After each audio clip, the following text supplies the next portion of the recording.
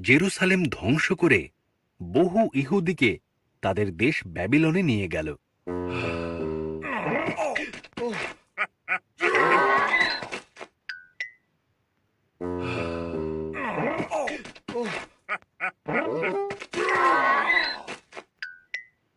দানিয়েলও ব্যাবিলনে নিয়ে যাওয়া বন্দী ইহুদিদের মধ্যে একজন ছিল। ঈশ্বরের প্রতি তার ছিল দারুণ ভক্তি। দিনে 3 বার সে ঈশ্বরের কাছে প্রার্থনা করত।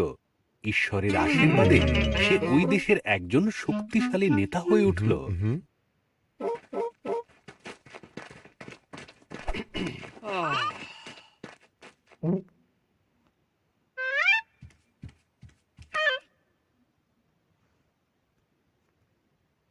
দানিয়েলকে ওই দেশের বেশ কিছু নেতা ভারী হিংসা করত।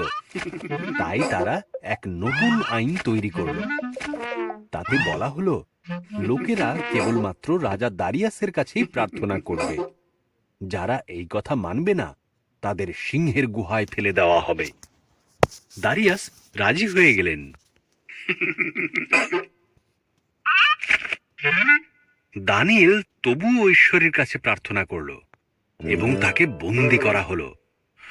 দারিয়াসের দুঃখ হলো, কারণ তিনি দানিয়েলকে পছন্দ করতেন। তিনি বুঝলেন তাকে ফাঁসানো হয়েছে, কিন্তু তিনি আইন বদলাতে পারলেন না। দানিয়েলকে সিংহের গুহায় ফেলে দেওয়া হলো। সিংহগুলো হুঙ্কার দিচ্ছিল আর দানিয়েলের কাছে এগিয়ে যাচ্ছিল। তখন এক স্বর্গদূত আসলো। ঈশ্বরই তাকে সেখানে পাঠিয়েছিলেন। স্বর্গদূত সেই সিংহগুলোর মুখ বন্ধ করে দিল। দানিয়েল সেই রাতটা নিরাপদে কাটালো। দিনের আলো ফুটলে রাজা দারিয়াস দেখতে গেলেন দানিয়েল বেঁচে আছে কিনা। দানিয়েল বললেন, ঈশ্বর এক স্বর্গদূতকে পাঠিয়েছিলেন আমাকে বাঁচানোর জন্য।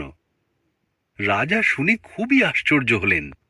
দানিয়েলকে গুহা থেকে বের করে আনা হলো। রাজা দারিয়াস তখন দানিয়েলের শত্রুদের গুহায় ফেলে দিলেন। সিংহেরা তাদের খেয়ে ফেলল। রাজা দারিয়াস তার রাজ্যবাসীকে বললেন, তারা যেন সবাই দানিয়েলের সর্বশক্তিমান ঈশ্বরের আরাধনা করে।